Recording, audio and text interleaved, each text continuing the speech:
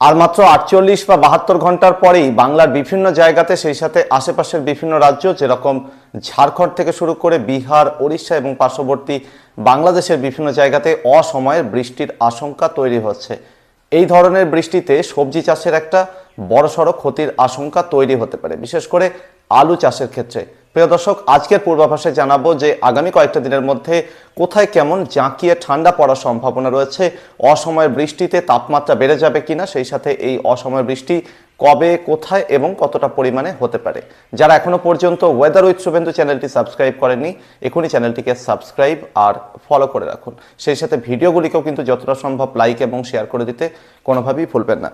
প্রিয় দর্শক, আজ ডিসেম্বরের 6 তারিখ শুক্রবার, সাল 2024, ভারতীয় সময় ঘড়িতে এখন সকাল 9:35 বাজে। এই মুহূর্তে আমরা যদি সর্বশেষ উপগ্রহ চিত্রের দিকে নজর রাখি, তাহলে দেখা যাচ্ছে যে এই মুহূর্তে একটা নিম্নচাপ, যেটা সুস্পষ্ট নিম্নচাপে পরিণত হয়েছে, সুমাত্রার বান্দাজ উপকূল থেকে বেশ খানিকটা পশ্চিমে শ্রীলঙ্কা এবং সুমাত্রার বান্দা আছে ঠিক মাঝামাঝি জায়গাতে এখানে অবস্থান করছে।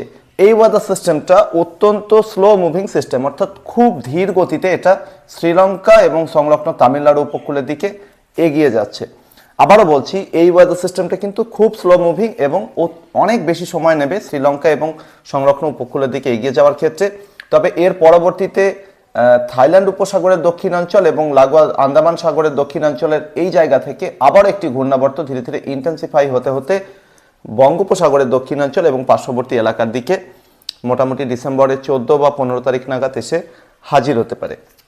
তবে আপাতত এই দুটো ওয়েদার সিস্টেমের মধ্যে প্রথম সিস্টেমটি, অর্থাৎ যেটা এই মুহূর্তে তৈরি হয়েছে, এটা নিয়ে উত্তর বঙ্গোপসাগর থেকে শুরু করে বাংলার কোনো এলাকাতে সেরকম কোনো এফেক্ট বা প্রভাব পড়বে না বলেই মনে হচ্ছে।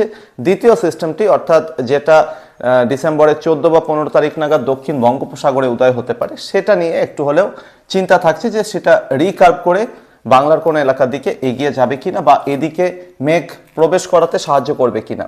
এদিকে ঘূর্ণিঝড় ফেইঞ্জালের অবশিষ্টাংশ, সেটা কিন্তু এই মুহূর্তে দক্ষিণ ভারতের রাজ্যগুলো ক্রস করে আরব সাগরের বিস্তীর্ণ এলাকা পেরিয়ে ক্রমশ ধীরে ধীরে আরব সাগরের পশ্চিমাঞ্চলের দিকে, অর্থাৎ ওমান, ইয়েমেন এবং সংলগ্ন আশেপাশের এলাকার দিকে এগিয়ে যাচ্ছে। তবে এটা কিন্তু লাগাতার উত্তর পশ্চিমে শুকনো ঠান্ডা হাওয়া যেহেতু টানছে এবং ময়েশ্চার সাপোর্ট কমছে, তাই সিস্টেমটা কিন্তু আগের তুলনায় আরও দুর্বল হয়ে পড়েছে।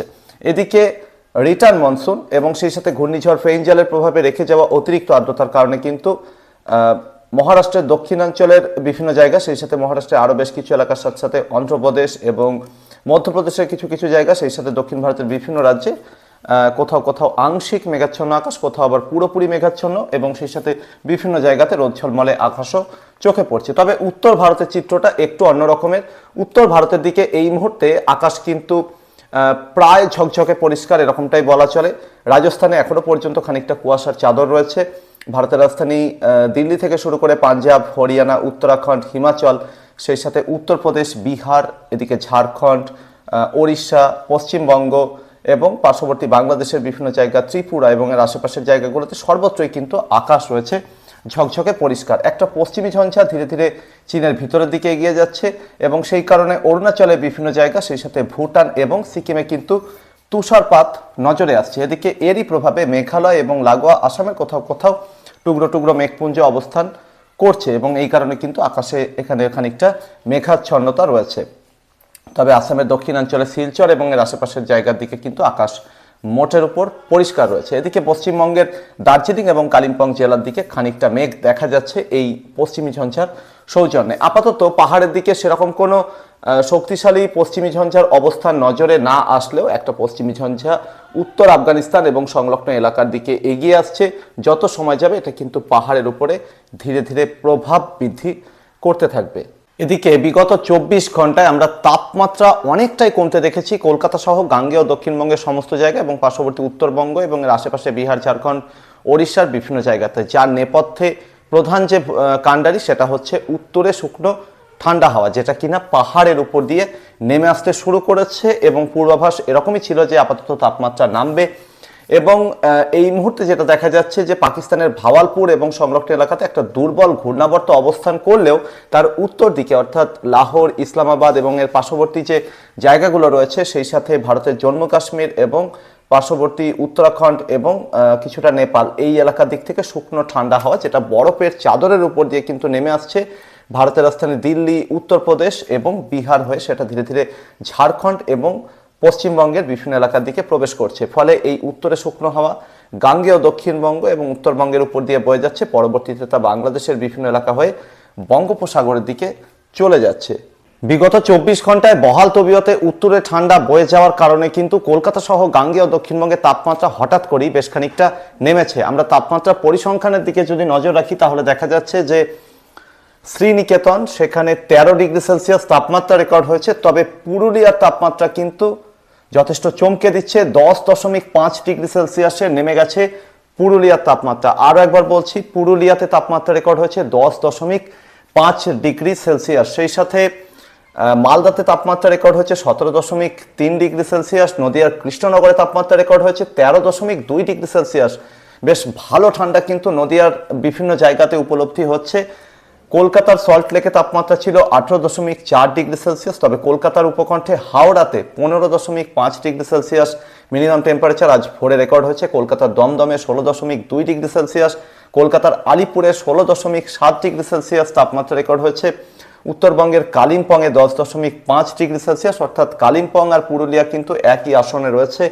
জলপাইগুড়িতে 14.2 ডিগ্রি সেলসিয়াস, দীঘাতে 17 degree Celsius minimum temperature record হয়েছে। ডায়মন্ড হারবারে 17.5 ডিগ্রি সেলসিয়াস, তবে দার্জিলিং কিন্তু 5 ডিগ্রি সেলসিয়াসে নেমেছে। 5.6 ডিগ্রি সেলসিয়াস ছিল এখানকার তাপমাত্রা।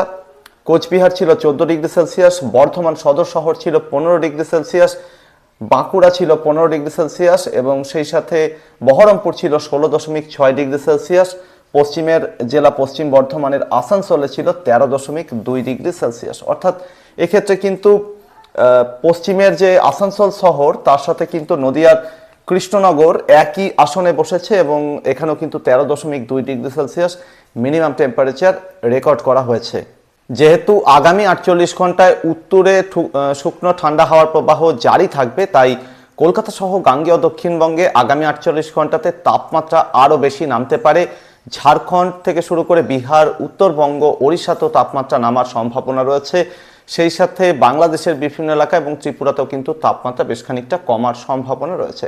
আসামের কোথাও কোথাও বেশ খানিকটা তাপমাত্রা নামতে পারে আগামী 48 ঘন্টাতে। ফলে কলকাতা সহ গাঙ্গেয় দক্ষিণবঙ্গ, উত্তরবঙ্গ এবং ঝাড়খণ্ড, বিহার, ওড়িশা, সেই সাথে বাংলাদেশ, ত্রিপুরা, আসামের বিভিন্ন জায়গাতে কিন্তু ঠান্ডা আরও একটু জাঁকিয়ে পড়তে চলেছে, এরকমই আশা কিন্তু আগামী 48 ঘন্টায় রয়েছে। তারপর তাপমাত্রা বৃদ্ধির সম্ভাবনা, কারণ সেই সময় মেঘ প্রবেশ করতে শুরু করবে এবং বঙ্গোপসাগরের দিক থেকেও জলীয় বাষ্প প্রবেশ করতে শুরু করবে। আজকে ডিসেম্বরের 6 তারিখ শুক্রবারে নিউমেরিক্যাল ওয়েদার মডেলের দিকে যদি নজর রাখা যায় তাহলে দেখা যাচ্ছে যে উত্তরে শুকনো হওয়ার প্রবাহ জারি থাকবে, যেরকমটা বললাম, এবং সেটা কিন্তু বেলার দিক থেকে গতিপ্রাপ্ত হবে এবং বঙ্গোপসাগরের উপর দিয়ে সেটা দক্ষিণ ভারতের রাজ্যগুলোর উপর দিয়ে ফিরতি মৌসুমী বায়ু হয়ে দেখা দেবে। এদিকে আজকে কিন্তু ঝাড়খণ্ড থেকে শুরু করে বিহার, পশ্চিমবঙ্গের বেশিরভাগ জায়গা, সেই সাথে বাংলাদেশের বেশিরভাগ জায়গা, ত্রিপুরার সব এলাকা, এখানে আবহাওয়া রোদ ঝলমলে এবং শুকনো থাকবে, বৃষ্টির কোনো সম্ভাবনা নেই। তবে উত্তরবঙ্গের পাহাড়ি এবং তরাই ডুয়ার্সের জেলাগুলোর কোথাও কোথাও ছিটেফোঁটা হালকা বৃষ্টি হতে পারে, যার মধ্যে দার্জিলিং, কালিম্পংয়ের সম্ভাবনা বেশি। আলিপুরদুয়ার, কোচবিহার এবং পার্শ্ববর্তী জায়গাগুলোতে খুব হালকা সম্ভাবনা রয়েছে যে 2-4 ফোঁটা বৃষ্টি আগামী 24 ঘন্টার মধ্যে এখানে কোথাও কোথাও হতে পারে। আসামের কিছু কিছু জায়গাতে, বিশেষ করে উত্তরাঞ্চলের এলাকাগুলো, এখানে কিন্তু ছিটেফোঁটা হালকা বৃষ্টির সম্ভাবনা আগামী 24 ঘন্টায় রয়েছে। আগামীকাল অর্থাৎ ডিসেম্বরের 7 তারিখ হতে হতে কিন্তু পশ্চিমী ঝঞ্ঝাটি একটু একটু করে পাহাড়ের দিকে এগিয়ে আসবে এবং জম্মু কাশ্মীর, লাদাখের একেবারে উত্তরাঞ্চল এলাকাগুলোতে সামান্য তুষারপাত দিতে শুরু করবে। এই সময় অ্যান্টিসাইক্লোনটি ওড়িশা এবং তৎসংলগ্ন এলাকায় অবস্থান করতে পারে, ফলে এদিক থেকে আর্দ্রতাপূর্ণ হাওয়া ঠিক বঙ্গোপসাগরের দিক থেকে এইভাবে প্রবেশ করতে থাকবে। ফলে ওড়িশার দক্ষিণাঞ্চলে কোথাও কোথাও খানিকটা মেঘ তৈরি হতে পারে আগামীকাল দুপুরের দিক থেকে বা দুপুরের পরবর্তী সময় থেকে। আর উত্তর পশ্চিমে শুকনো হওয়ার প্রবাহ নেপাল এবং সংলগ্ন এলাকার দিক থেকে নেমে আসতে থাকবে গাঙ্গেয় দক্ষিণবঙ্গ, বাংলাদেশ, উত্তরবঙ্গের সমতলের জেলাগুলোর উপর দিয়ে, যেটা বয়ে যেতে থাকবে। তাই ওড়িশার দক্ষিণাঞ্চলে কোথাও কোথাও আগামীকাল 2-1 ফোঁটা বৃষ্টির ছিটেফোঁটা হালকা বৃষ্টির সম্ভাবনা থাকলেও ওড়িশার বাকি বেশিরভাগ জায়গা, সেই সাথে গাঙ্গেয় দক্ষিণবঙ্গের সমস্ত জেলা, সেই সাথে ঝাড়খণ্ড, বিহারের সমস্ত জেলা, সর্বত্রই রোদ ঝলমলে শুকনো আবহাওয়া। আগামীকাল শনিবার 7ই ডিসেম্বরে থাকবে বৃষ্টির কোথাও কোনো সম্ভাবনা নেই। উত্তরবঙ্গের দার্জিলিং কালিম্পংয়ের দিকে ছিটেফোঁটা হালকা বৃষ্টি হতে পারে, তবে দিনাজপুর, মালদা এবং জলপাইগুড়ি, আলিপুরদুয়ার, কোচবিহার এখানে প্রধানত শুকনো আবহাওয়া থাকার সম্ভাবনাই বেশি এবং রোদ ঝলমলে আবহাওয়া থাকতে পারে। বাংলাদেশের 8টা ডিভিশনে আগামীকাল শুকনো আবহাওয়া থাকবে, সেই সাথে ভারতের ত্রিপুরা এবং আসামের বিভিন্ন জায়গাতে আগামীকাল শুকনো আবহাওয়া থাকার সম্ভাবনাই বেশি রয়েছে এবং রোদ ঝলমলে আবহাওয়া থাকার সম্ভাবনাই বেশি। প্রিয় দর্শক, আগামীকাল বঙ্গোপসাগরের দক্ষিণাঞ্চলে নিম্নচাপটি আরও একটু প্রভাব বৃদ্ধি করতে পারে বঙ্গোপসাগরের দক্ষিণাঞ্চলে বিভিন্ন এলাকাতে, এবং যত সময় যাবে এর প্রভাবে কিন্তু দক্ষিণ পূবালি হাওয়ার যোগান ভারতের পূর্ব উপকূলের যে এলাকাগুলো রয়েছে সেখানে বৃদ্ধি পেতে শুরু করবে। আগামী পরশুদিন অর্থাৎ ডিসেম্বরের 8 তারিখ হতে হতে কিন্তু পাহাড়ের জম্মু কাশ্মীর, লাদাখ, উত্তরাখণ্ড, হিমাচলের উপরে কিন্তু জাঁকিয়ে বসবে পশ্চিমী ঝঞ্ঝাটি। যখন পশ্চিমী ঝঞ্ঝাটি এখানে অবস্থান করবে তখন কিন্তু বঙ্গোপসাগর এবং আরব সাগরের দিক থেকে দুদিক থেকে কিন্তু ময়েশ্চার সাপোর্ট পেতে থাকবে। এর ফলে ভারতের রাজধানী দিল্লি এবং তৎসংলগ্ন এলাকায় একটা ঘূর্ণাবর্ত তৈরি হতে পারে ডিসেম্বরের 8 তারিখে। যদিও ঘূর্ণাবর্তটি প্রথমে উত্তর পাকিস্তান এবং সংলগ্ন এলাকায় থাকার সম্ভাবনা, ধীরে ধীরে সেটা পূর্বের দিকে সরতে থাকবে এবং যত সময় যাবে এই ঘূর্ণাবর্ত কিন্তু ধীরে ধীরে দক্ষিণ পূর্ব দিক বরাবর এগিয়ে যেতে থাকবে এবং সেক্ষেত্রে উত্তরপ্রদেশ হয়ে এটা বিহারের দক্ষিণাঞ্চল হয়ে ঝাড়খণ্ড এবং সংলগ্ন এলাকা হয়ে গাঙ্গেয় দক্ষিণবঙ্গের পশ্চিমের জেলাগুলো পর্যন্ত অবস্থান করতে পারে। 8 এবং 9 তারিখ নাগাদ এটা কিন্তু এই দিকেই সরে আসতে দেখা যাবে। এর ফলে কি হবে, বঙ্গোপসাগরের উত্তর পশ্চিমাঞ্চল অর্থাৎ ওড়িশা উপকূলের কাছাকাছি জায়গাতে অ্যান্টিসাইক্লোনটি অবস্থান করতে পারে এবং সেদিক থেকে লাগাতার ময়েশ্চার সাপোর্ট থাকবে এবং বঙ্গোপসাগরের নিম্নচাপের কারণে লাগাতার আর্দ্রতার যোগান থাকবে বঙ্গোপসাগরের দিক থেকে। ফলে ওড়িশা, ঝাড়খণ্ড, বিহার, উত্তরপ্রদেশের দিকে কিন্তু প্রচুর পরিমাণে আর্দ্রতা যেতে থাকবে এবং যেহেতু এই সাধারণ ঘূর্ণাবর্তটিও পাকিস্তানের দিক থেকে লাগাতার পূর্ব ভারতের দিকে সরে আসতে থাকবে, তাই এই ঘূর্ণাবর্ত কিন্তু মেঘপুঞ্জ তৈরি করতে থাকবে যেহেতু লাগাতার আর্দ্রতার যোগান পেতে থাকবে। আর সেই সাথে কিন্তু উত্তর পশ্চিমে শুকনো হাওয়ার সাথে এমনিতেই বঙ্গোপসাগরে আর্দ্রতাপূর্ণ হাওয়া মুখোমুখি হয়ে সেই ময়েশ্চার কিন্তু লাগাতার উপরের দিকে উঠতে থাকবে এবং সম্পৃক্ত হয়ে মেঘে পরিণত হবে। এর ফলে ডিসেম্বরের 8 তারিখে উত্তর রাজস্থান থেকে শুরু করে পাঞ্জাব, হরিয়ানা, ভারতের রাজধানী দিল্লি, উত্তরপ্রদেশের বিভিন্ন জায়গাতে বজ্রবিদ্যুৎ সহ বৃষ্টির সম্ভাবনা রয়েছে। কোথাও কোথাও শিলাবৃষ্টির আশঙ্কাও কিন্তু থেকে যাচ্ছে, বিশেষ করে ডিসেম্বরের 8 তারিখ নাগাদ। 9 তারিখেও এই ধরনের অ্যাক্টিভিটি কোথাও কোথাও দেখা দিতে পারে। পূর্ব ভারতের দিকে ওড়িশা, বিহার, ঝাড়খণ্ডের বিভিন্ন জায়গাতে কিন্তু ডিসেম্বরের 8 তারিখেই প্রভাব পড়ার সম্ভাবনা এবং এখানে হালকা থেকে মাঝারি ধরনের বৃষ্টির সম্ভাবনা কিন্তু যথেষ্টই রয়েছে। বেশিরভাগ জায়গাতে হালকা বৃষ্টির সম্ভাবনাই বেশি এবং এই 3টি রাজ্যের ক্ষেত্রে অর্থাৎ বিহার, ঝাড়খণ্ড, ওড়িশার ক্ষেত্রে কোথাও কোথাও হালকা থেকে মাঝারি ধরনের বৃষ্টিও হয়ে যেতে পারে। ডিসেম্বরের 8 তারিখে গাঙ্গেয় দক্ষিণবঙ্গের পশ্চিমের জেলাগুলোর এবং উত্তরবঙ্গের মালদা, দিনাজপুরের দিকে এবং উত্তরবঙ্গের পাহাড়ি তরাই ডুয়ার্সের জেলাগুলোর দিকে কোথাও কোথাও মেঘ প্রবেশ করতে পারে। তা থেকে 2-4 ফোঁটা বৃষ্টি ডিসেম্বরের 8 তারিখে এখানে হওয়ার সম্ভাবনা থাকছে। বাকি যে এলাকাগুলো অর্থাৎ গাঙ্গেয় দক্ষিণবঙ্গের সমস্ত জেলার সাথে সাথে উত্তরবঙ্গের সমতলের জেলাগুলো, সেই সাথে বাংলাদেশের বিভিন্ন এলাকা, অন্যদিকে ভারতের ত্রিপুরা, আসামের বিভিন্ন জায়গাতে ডিসেম্বরের 8 তারিখে প্রধানত শুকনো আবহাওয়া এবং রোদ ঝলমলে আবহাওয়া থাকার সম্ভাবনাই বেশি। তবে এই দিন থেকে কিন্তু তাপমাত্রা বৃদ্ধি পেতে দেখা যাবে, বিশেষ করে দুপুরের পর থেকে এরকমই সম্ভাবনা রয়েছে। ডিসেম্বরের 9 তারিখে গিয়ে কিন্তু পরিস্থিতিতে আরও একটু পরিবর্তন হতে থাকবে। পশ্চিমী ঝঞ্ঝাটি একটু একটু করে পূর্ব ভারতের দিকে এগিয়ে যেতে থাকবে এবং তার পিছন পিছন কিন্তু উত্তর পশ্চিমে শুকনো হাওয়া ঢুকে পড়তে থাকবে, এরকমই সম্ভাবনা রয়েছে। বঙ্গোপসাগরের সিস্টেমটি বেশ খানিকটা প্রভাব বৃদ্ধি করতে পারে বঙ্গোপসাগরের মধ্যাঞ্চলে এবং আর্দ্রতার যোগান সেদিক থেকেও থাকবে। ফলে ওড়িশা, ঝাড়খণ্ড, উত্তরপ্রদেশ, বিহারের সাথে সাথে কিন্তু কলকাতা সহ গাঙ্গেয় দক্ষিণবঙ্গে ডিসেম্বরের 9 তারিখে হালকা বৃষ্টির সম্ভাবনা যথেষ্ট জোরালো হচ্ছে। ডিসেম্বরের 9 তারিখে কলকাতা সহ গাঙ্গেয় দক্ষিণবঙ্গের সমস্ত জেলাতেই কিন্তু ছিটেফোঁটা থেকে হালকা বৃষ্টির যথেষ্ট সম্ভাবনা রয়েছে, যারই মধ্যে আবার পশ্চিমের জেলাগুলো যেরকম বীরভূম, সেই সাথে পশ্চিম বর্ধমান, অন্যদিকে পুরুলিয়া এবং বাঁকুড়ার একাংশ এবং এর আশেপাশে পশ্চিম মেদিনীপুর লাগোয়া ঝাড়গ্রামের কিছু কিছু জায়গা, এই এলাকাগুলোতে কিন্তু ডিসেম্বরের 9 তারিখে হালকা বৃষ্টির পাশাপাশি কোথাও কোথাও হালকা থেকে মাঝারি ধরনের বৃষ্টিও হতে পারে। ফলে এই জেলাগুলোতে কিন্তু চাষের ক্ষেত্রে কোথাও কোথাও ক্ষতির একটা আশঙ্কা তৈরি হতে পারে। গাঙ্গেয় দক্ষিণবঙ্গের বাকি যে জেলাগুলো রয়েছে কলকাতা, হাওড়া, 2-24 পরগনা, পূর্ব মেদিনীপুরের বিভিন্ন এলাকা, সেই সাথে হুগলি, অন্যদিকে নদিয়া, পূর্ব বর্ধমান, মুর্শিদাবাদের বিভিন্ন জায়গা, এখানে কিন্তু এই ওয়েদার সিস্টেমগুলোর প্রভাবে অর্থাৎ এই পর্বে শুধুমাত্র হালকা বৃষ্টির সম্ভাবনাই সব থেকে বেশি বর্তমান প্রেক্ষাপটে কিন্তু এরকমটাই মনে হচ্ছে। তবে দুটো একটা জায়গাতে হালকা থেকে মাঝারি ধরনের বৃষ্টি হয়ে গেলেও অবাক হওয়ার কিছু থাকবে না, এবং বৃষ্টির সম্ভাবনা সব থেকে বেশি কিন্তু ডিসেম্বরের 9 তারিখেই রয়েছে। গাঙ্গেয় দক্ষিণবঙ্গের পাশাপাশি উত্তরবঙ্গের মালদা এবং 2 দিনাজপুর, দার্জিলিং, কালিম্পং, জলপাইগুড়ি, আলিপুরদুয়ার, কোচবিহার সর্বত্রই কিন্তু বৃষ্টির সম্ভাবনা থাকছে এই সময় ডিসেম্বরের 9 তারিখে, এবং হালকা বৃষ্টির সম্ভাবনায় বেশি, কোথাও কোথাও হালকা থেকে মাঝারি ধরনের বৃষ্টিও হয়ে যেতে পারে। বাংলাদেশের রংপুর, রাজশাহী, ময়মনসিংহ, সিলেট, বরিশাল, খুলনা, ঢাকা, চট্টগ্রাম প্রত্যেকটা ডিভিশনে কিন্তু ছিটেফোঁটা থেকে হালকা বৃষ্টির সম্ভাবনা থাকছে।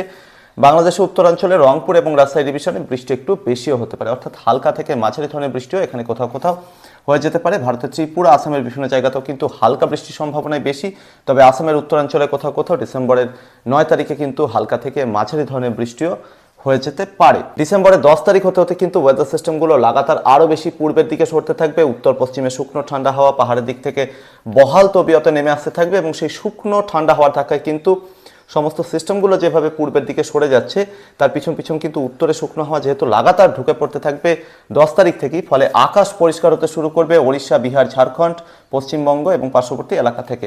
পরবর্তীতে বাংলাদেশ, ত্রিপুরা, আসামের দিক থেকেও কিন্তু ডিসেম্বরের 11 তারিখ থেকে আবহাওয়া পরিষ্কার হতে শুরু করবে এরকমটাই মনে হচ্ছে।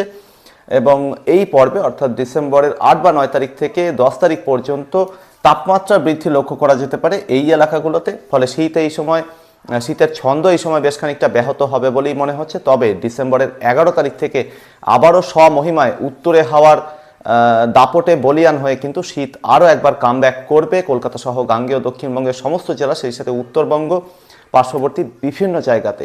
এবং এই সময় ডিসেম্বরের 11 তারিখ থেকে তাপমাত্রা নামতে থাকবে। 12 তারিখ থেকে গিয়ে কিন্তু ওড়িশা, বিহার, ঝাড়খণ্ড, পশ্চিমবঙ্গ, বাংলাদেশ, ত্রিপুরা, আসাম, মেঘালয় সর্বত্রই কিন্তু কনকনে ঠান্ডা হাওয়া বয়ে আসতে থাকবে। এবং যেহেতু এই সিস্টেমটার কারণে প্রচুর তুষারপাত হবে পাহাড়ে, তাই পাহাড়ের উপর দিক থেকে যখন হাওয়া নামবে সেটা কিন্তু বাধাহীনভাবে পূর্ব ভারতের দিকে বয়ে আসবে, এবং এই সময় এটাকে আটকানোর মতো কোনো রকম সিস্টেম কিন্তু এই দিকে থাকবে না বলেই মনে হচ্ছে। ফলে একটা কনকনে ঠান্ডার অনুভূতি কিন্তু ডিসেম্বরের 12 তারিখ থেকে শুরু হয়ে যাবে, এবং যেটা সম্ভবত খুব বড় রকমের বাধা বিপত্তি না হলে ডিসেম্বরের 17 বা 18 তারিখ পর্যন্ত কন্টিনিউ করবে। মাঝে ডিসেম্বরের 14 থেকে 16 তারিখের মধ্যে জম্মু কাশ্মীর, লাদাখের উত্তরাঞ্চলের দিকে একটা পশ্চিমী ঝঞ্ঝার প্রভাব পড়তে পারে, তবে তার কারণে কিন্তু ঘূর্ণাবর্ত তৈরি হওয়ার সম্ভাবনা কম, অর্থাৎ উত্তরে হওয়ার পথে বাধা বিপত্তি তৈরি হওয়ার সম্ভাবনা কমই থাকছে। তাই আপাতত ডিসেম্বরের 12 তারিখ থেকে 18 তারিখের মধ্যে কনকনে ঠান্ডার পূর্বাভাস দিচ্ছি বিভিন্ন জায়গাতে। এবং এই সময় যেটা হতে পারে, শৈত্যপ্রবাহের আশঙ্কাও কিন্তু তৈরি হতে পারে ঝাড়খণ্ড, বিহার, ওড়িশা, পশ্চিমবঙ্গের বিভিন্ন জায়গাতে, এমনকি বাংলাদেশের পশ্চিমাঞ্চলের যে ডিভিশনগুলো রয়েছে যেরকম রংপুর, রাজশাহী, খুলনা এবং পার্শ্ববর্তী কিছু জায়গা, এখানেও কিন্তু কোথাও কোথাও শৈত্যপ্রবাহের মতো পরিস্থিতি এই সময়টাতে তৈরি হওয়ার সম্ভাবনা থাকছে। এবং এক্ষেত্রে আপনাদের বলতে চাইবো যে এই এলাকাগুলোর বিভিন্ন জায়গাতে কিন্তু 10 ডিগ্রি সেলসিয়াসের নিচে মিনিমাম টেম্পারেচার রেকর্ড হবে। গাঙ্গেয় দক্ষিণবঙ্গের বিভিন্ন জেলাও কিন্তু তার ব্যতিক্রম হবে না বলেই মনে হচ্ছে। প্রিয় দর্শক, এই ছিল আগামী কয়েকটা দিনে আবহাওয়ার সম্ভাব্য পরিস্থিতি। পরবর্তী আপডেট এবং লাইভে আবারও দেখা হবে। ধন্যবাদ।